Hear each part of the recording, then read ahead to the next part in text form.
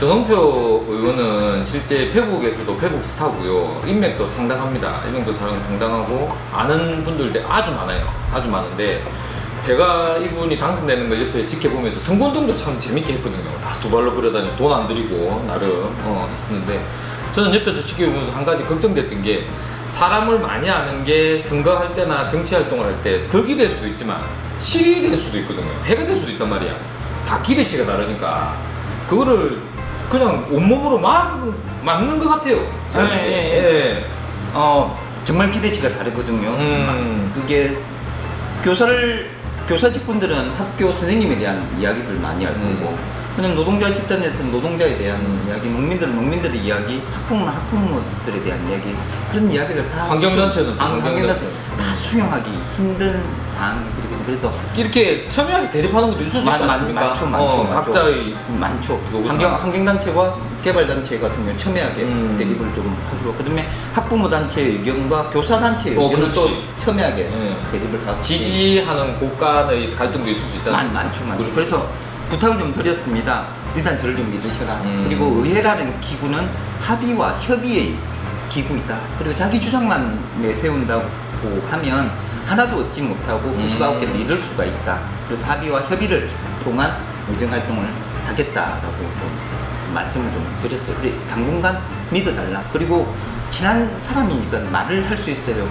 제가 4대 범죄, 우리 법적으로 되고는 4대 범죄를 저지르지 않는 이상 나를 조금 믿어달라. 그리고 그 범주를 벗어나는 상황이 벌어지면 나에게 조금 지도 편달을 해달라라는 부탁을 좀 드렸습니다. 그리고 대부분의 사람들은 그런 부탁들을 좀 잘 들어주셨고요.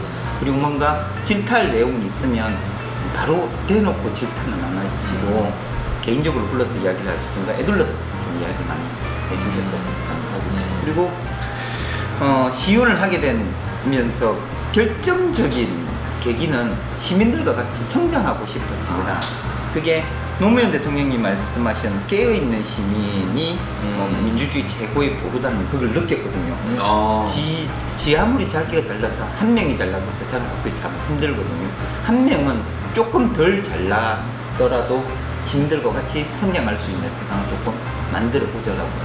그리고 SNS를 많이 한다고 했는데요. 그게 저희 정보나 저희 사상이나 저희 시정 활동에 대한 홍보 매체이기도 합니다. 저희 지역의 유권자 수만 해도 6, 7만 명이 넘어가거든요. 그 6, 7만 명이 다 알리거나 내가 이런 일을 하고 있습니다, 이런 생각을 가지고 있습니다, 알려드리기 참 힘들거든요. 하루에 기껏 만나, 열심히 진짜 만나게 하루에 20명에서 50명 만나기 힘들지 않습니까?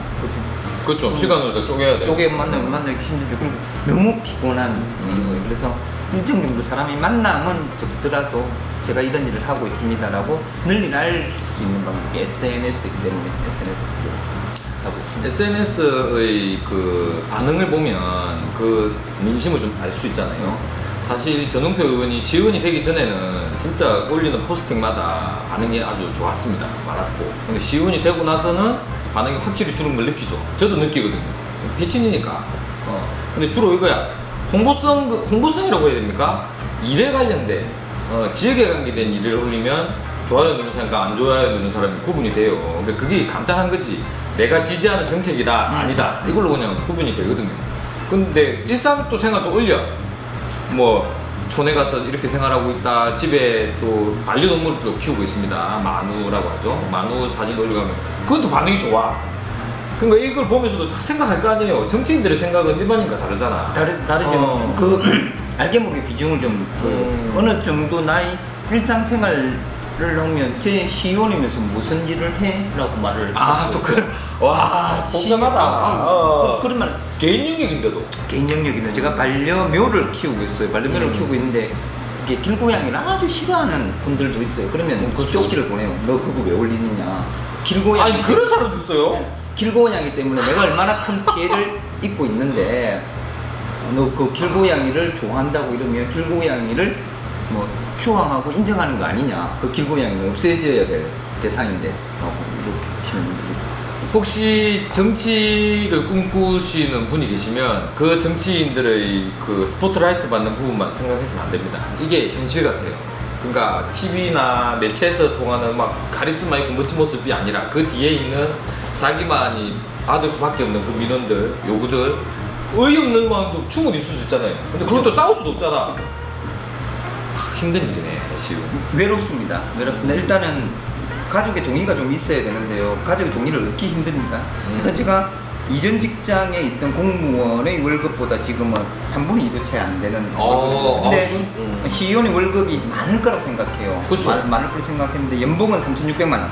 그거밖에 안 돼요? 네, 연봉 3,600만 원. 근데 여러 가지 뗄 것 떼고 이러면 한 달에 딱 300만 원을 집에 보내줄 수 있는 상황이거든요. 아니, 시의원은 그러면 출장 가고 이런 거 다 따로 추가 비용? 아니, 추가 비용 아무것도 없어요. 기름값? 없어요.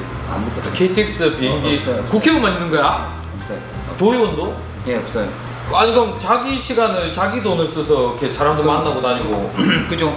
그게 좀 부담스러워져요. 누굴 만나러 가는데 커피를 사라 마라 이런 좀 그렇잖아요. 그죠. 먼저 간 사람 사놓거나 아니면 제가 그렇죠. 그게 또 부담이 될 수도 있는. 와 업무 추진비가 따로 없는 거네요. 업무 추진비가 200만 원 월급이고 업무 추진비라고 110만 원이죠. 책정되어 있습니다. 그 합쳐서 310만 원 정도 거거든요. 그래서 110만 원에서 야 알아서 해라라고. 이야 이건 좀 그렇네. 그러니까 전홍표 의원 같은 경우는 실제로 두 발로 뛰어다니는 의원이니까 이게 억울한 면이 있지만 반대로 치면 안 만나는 사람도 있을 거 아니야. 그죠.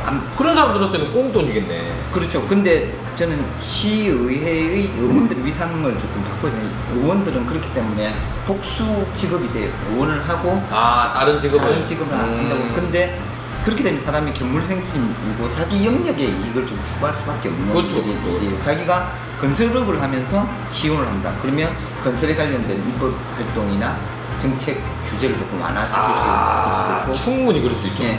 충분히. 그리고 부동산을 한다거나 그러면 별로 오히려 더 그런 근데 규제 장치가 있어요. 그 상임위에 같은 상임위에 관련된 일은 하지 못하게 돼가 있는데 시의원의 역할은 또 전반적인 역할을 다 담당하고 있습니다. 그래서 저는 지방자치가 조금 성장하려고 하면 젊은 사람들이 정치인이 나의 직업의 소명으로 좀 갖고 일할 수 있는 영역이 돼야 될 것 같아요. 명예뿐만이 아니라. 명예뿐만 아니라 명예는 필요 없어요. 명예는 이게 시의원이 절대 명예 있는 일은 아니거든요. 아니거든요. 명예 있는 일들이라고 하면 의사, 판사, 변호사처럼 훌륭하게 공부했던 사람들 막 이렇게 팍 트시게 하겠죠. 근데 시의원이라고 하면 어느 정도 재력을 가지고 있고 인적 네트워크를 가진 사람이 한 50대 중반쯤 돼서 뭔가 권력이나 명예를 얻기 위해서 도전하는 직업으로 생각하고 있는데 지역을 바꾸고 싶고 세상을 바꾸고 싶은 소신 있는 젊은이들이 이 일을 좀 들어왔으면 좋겠어요. 전문 직종들이 환경을 연구했던 사람들이 환경 분야의 도시의 지속 가능 발전을 위해서 들어오고 도시 재생을 공부했던 사람이나 많은 지적 재산이 있는 사람들이 또 도시 재생하기 위해서 시흥을 좀 들어오고 건축 분야에 있는 사람들 이런 사람들이 좀 들어오면 시의 지속 가능한 발전이 좀 되지 않을까라는 생각입니다. 방금 이 말씀은 시의원이 충분히 할 수 있다. 예? 시의원들이 뭉치고 뜻을 바로 가지고 행하면 실제로 도시가 바뀔 수 있다는 게 전제로 깔리는 그렇죠, 거예요. 그렇죠. 실제로 가능합니까? 가능하죠. 시의원 국가가 올바른 방향을 가기 위해서 규제라는 게 법이라는 게 있어요. 그 법적인 틀 내에서 우리 시에서는 조례를 만들 수가 있어요.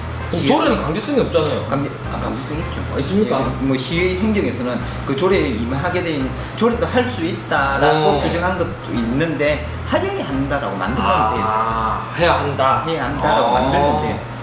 근데 그 강제성이 없다는 게 보통 조례가 힘이 없으니까 시의원들의 역량이나 힘이 없으면 하여야 한다, 할 수 있다, 하여야 한다보다는 할 수 있다라고 매듭지는 사람들이 많기 때문에. 근데 그 마지막 한두 글자 가지고도 싸우잖아요. 싸우죠. 싸울 수밖에 없잖아. 그 단어 한 개.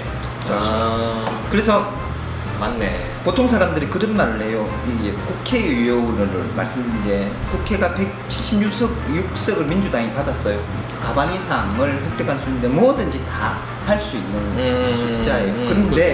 근데 상임이나 밑으로 내려가 보면 이 국회라는 게 법을 만드는 게 합의와 협의의 기구거든요. 그게 틀어져 버리면 안 되는 거예요. 그래서 국민 여러분들이 바라봐야 될 게 이게 안 하는 건지 못 하는 건지라는 것을. 그리고 안 하는 게 아니고 못 하는 건데 그냥 너네들로 뺄 수 없구나 이래 버리면 동력이 떨어지거든요. 그래서 못한다고 판단된 일은 더 잘할 수 있도록 조금 더 힘내주세요, 꼭 해주세요라고 응원이 더 필요한 거예요.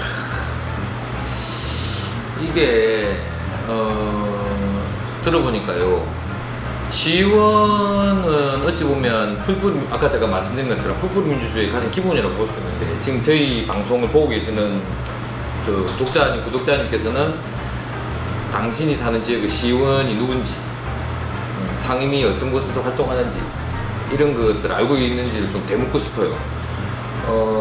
대통령과 거대 여당, 정당, 야당만을 볼 게 아니라 내가 사는 곳의 정치가 어찌 보면 더 절박한 거지 않겠습니까? 큰 방향은 그 나라에서 간다 해도. 그러면 내가 사는 지역의 시의원을 아는 것, 그리고 그분들에게 내가 만날 수 있고, 만날 수 있잖아요, 누구나. 만날 수 있죠. 요구할 수 있고, 이런 작은 행동과 실천들이 일하는 시의원들을 더 힘나게 하고, 일 안 하는 시의원들에게는 압박이 될 수 있는 장치가 될 것 같다는 생각이 드네요. 그리고 시청자 여러분도 보셔야 될 게 과연 일을 하는지 안 하는지 판단하기 쉬워요. 시의회 홈페이지 보면 그 의원이 5분 반을 무엇을 했고, 시정 질의를 어떤 걸 시정 질의를 했고, 서면을 통해서 어떤 자료를 요청받아서 시 행정을 견제하였는지, 그리고 5분 반을 통해서 이 의원이 어떤 내용들을 주장하였는지는 여러분도 쉽게 판단할 수도 있을 거예요. 개발 이익의 중심으로 이걸 개발하자고 하시는 분들도 있을 수도 있고, 이런 정책이 필요하니 이런 정책을 우리 시와 의회가 합심해서 만들자고 했던 분들도 있고, 그래서 자기 지역에서 일하시는 시의원이 어떤 일을 하고 있는지는 한 번 정도는 점검해 보셔야 돼요. 그리고 또 4년 임기 중에 아니라 반을 지나가지고 그렇죠. 목적지를 봤을 때 다시 재선을 할 분들은 재선을 하고 선거에 다시 다가오는 입장이니까요. 중간 점검을 한번 해보죠. 그럼 있잖아요. 시험 치면서도 우리 학교 다니면서 시험 치잖아요. 중간고사, 기말고사. 그리고 최종적으로 평균을 내서 뭐 순위를 정하든가 당락을 결정하는 것처럼 중간평가는 지금쯤 올바른 도시 발전을 위해서는 주민들이 꼭 뽑았던 사람들이 한번 체크를 해봐야 돼요. 내가 뽑았던 이분들이 과연 일을 잘 하고 있는지 안 있는지. 잘 하고 있지 않다고 하면 나머지 기간 동안 잘할 수 있도록 좀 잘해라고 좀 부탁을 드려야 될 그런 시점이 아닌가 싶습니다. 야, 조동표 시의원과 이제 이런저런 얘기를 나눠봤는데, 시의원이 하는 일, 그리고 시의원이 해야 될 일, 그리고 시민들이 어떤 일을 해야 되는지에 대한 소개를 정리해 주신 것 같습니다. 시의원은 누구나 많이 알고 있습니다. 선거 때 되면 정신도 없죠. 너무 많이 나오고. 하지만 관심을 갖고 안 가지고가 바로 우리들의 삶과 우리 아이들의 삶에 영향을 준다는 것을 잊지 않았으면 좋겠네요. 오늘 이 첫 번째 방송 좋았어요. 조동표 의원의 방송은 이걸로 끝이 아닙니다. 다음 주, 다다음 주 계속 나올 겁니다. 관심 가지고 지켜봐 주세요. 무슨 지역이죠? 말해도 되나? 말해도 되죠. 말해도 돼? 뭐야? 그럼 말하게 해야 돼. 어떤 지역이죠? 그게 법적인 명칭은 창원 선거구고요. 선거구. 지역구는 어디냐 그러면 현동. 여러분 잘 아시는 현동. 이거 전 세계에서 보는 거야. 영어로 해도 현동입니다. 현동. 현시티? 현동, 월영동, 문화동, 바늘, 중앙동, 가포동이 제 지역구입니다. 그 동네 사는 분들께 한번 전화해보세요. 조동표 아는지. 오늘 방송 여기까지 하겠습니다. 유하! 또 만나요.